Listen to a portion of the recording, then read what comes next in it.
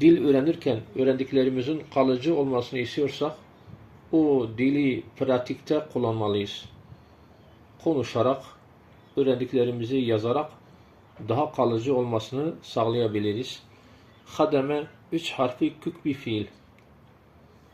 İstakdeme ise hademe fiilinin artı 3 harf daha alması. Yani istifal veznine girmesi. Hademe hizmet ettiği anlamına geliyor iken istakdeme ise kullandığı, istihdam ettiği anlamına geliyor. İstakdeme el-hasube bi maharetin. Bilgisayarı ustalıkla kullandı.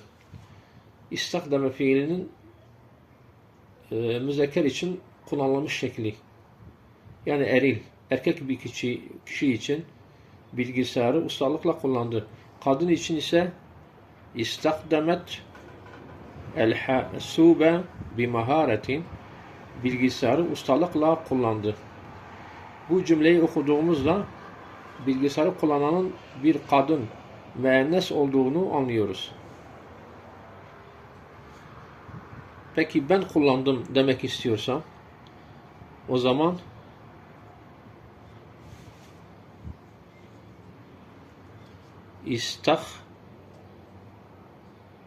istakdemtu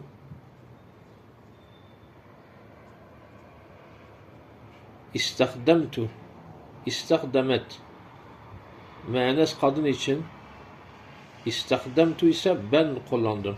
El-hasube bilgisayarı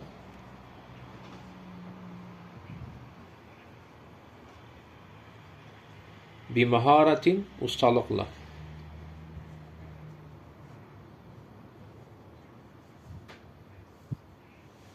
Peki karşımızdaki bir kadın ise eğer, buradaki istakdemet o kadın kullandığı anlamında.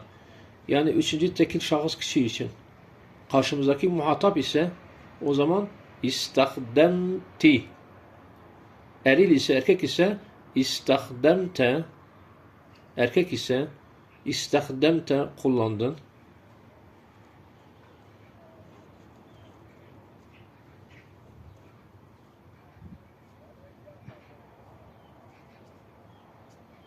İstakdemte sen kullandın. El-hasube bilgisayarı bi maharetin ustalıkla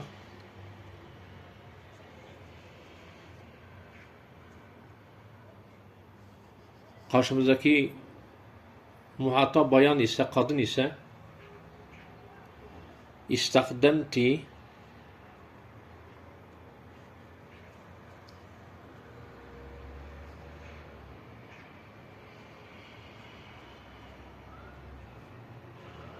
istakdemti el-hasube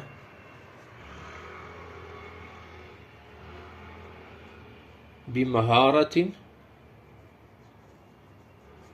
ustalıkla. Karşımızdaki iki kişi ise siz bilgisayarı ustalıkla kullandınız demek istiyorsak istakdemtuma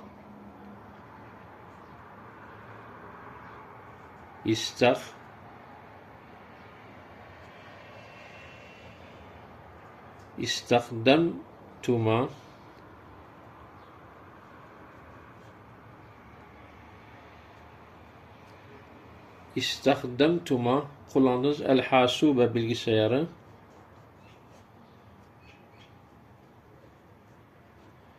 bi maharetin ustalıkla.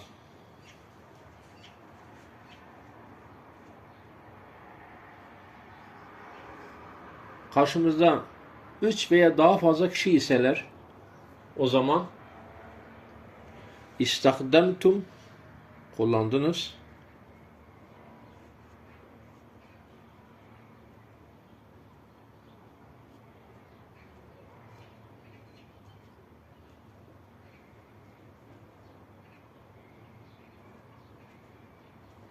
İstakdemtu kullandınız.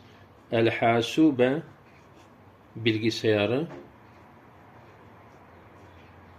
bi maharetin maharetle, ustalıkla.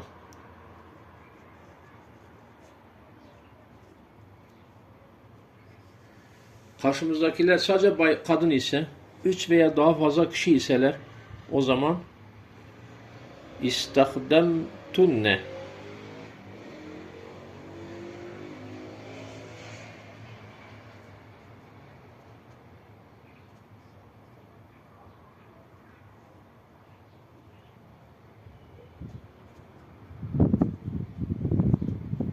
İstakdemtunne el-hasube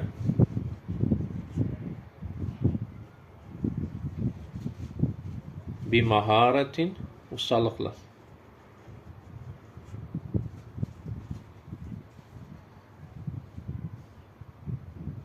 Evet.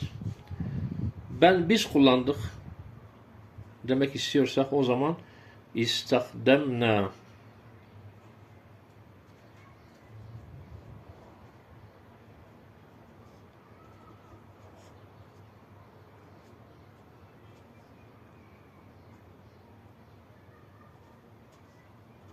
İstakdemna kullandık. El-hasube